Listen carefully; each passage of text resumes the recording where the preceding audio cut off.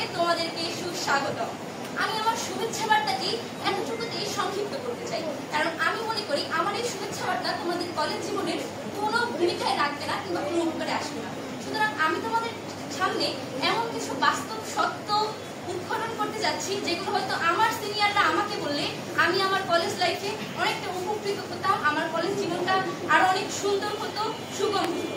সর্বপ্রথমে বলতে চাই, কবি কাজী নজরুল তার ধূমকেতু কবিতায় বলেছিলেন, আমার কৈফিয়ত লইও না ওগো, আমি অসীম পথের পথিক, আমি তৃষ্ণার্ত, আমি ধূমকেতুর মতো ঘুরি। আমি তোমাদের প্রত্যেকটি নবীন মুখকে আজ একটি ধূমকেতুর সঙ্গে তুলনা দিতে চাচ্ছি, কারণ তোমাদের এই যাত্রা এই কলেজে ধূমকেতুর মতোই ক্ষণিক সময়ের জন্য।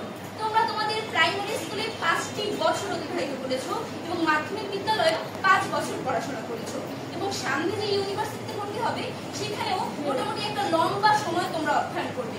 তোমার শিক্ষা জীবনের সবচেয়ে ক্ষুদ্রতম সময়টি, ক্ষুদ্রতম অধ্যায়টি পার হবে এই কলেজে।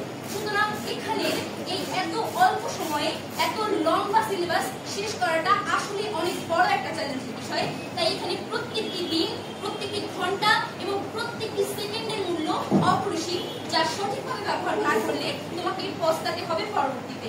আমি এই ভুল করেছি, তাই আমি চাই না তোমরাও ঠিক একই ভুল করো।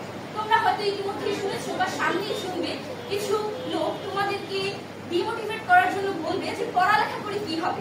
মার্ক জাকারবার্গ বিদ্যালয় বা কলেজে ফেল করে ফেসবুক প্রতিষ্ঠা করেছে, কলেজ ড্রপ করে ইলন মাস্ক বিশ্বের সেরা ধনী হয়েছে, কিন্তু এটি সত্য নয়। তুমি একবার ভাবো, যদি তথ্য ও যোগাযোগ প্রযুক্তি সম্পর্কে মার্ক জাকারবার্গের পর্যাপ্ত শিক্ষা না থাকতো, পর্যাপ্ত গবেষণা না থাকতো, তাহলে তিনি কিভাবে ফেসবুক প্রতিষ্ঠা করেছেন? যদি ইলন মাস্কের আইসি সম্পর্কে এত ধারণা না থাকতো, এত বিস্তর শিক্ষা না থাকতো, তাহলে কিভাবে তিনি ইন্টারনেট জগৎ দাপিয়ে বেড়াচ্ছেন? সুতরাং প্রত্যেকটি সেক্টরেই পড়াশোনার বিকল্প কিছুই নেই, শিক্ষার বিকল্প কিছুই নেই। এবং আমি মনে করি সফল হবার সবচেয়ে সহজ পদ্ধতি হচ্ছে শিক্ষা গ্রহণ করা। এই শিক্ষা গ্রহণ করার মাধ্যমে তুমি সবচেয়ে সহজভাবে সফল হতে পারবে।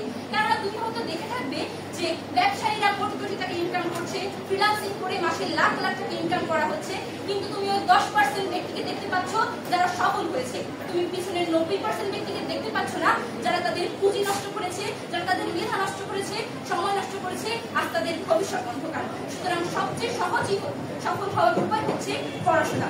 তুমি যদি তোমার নিজের সাথে সৎ হয়ে সর্বোচ্চ পরিশ্রম দিয়ে পড়াশোনা করো, তবে সৃষ্টিকর্তা তোমাকে কখনোই হতাশ করবে না।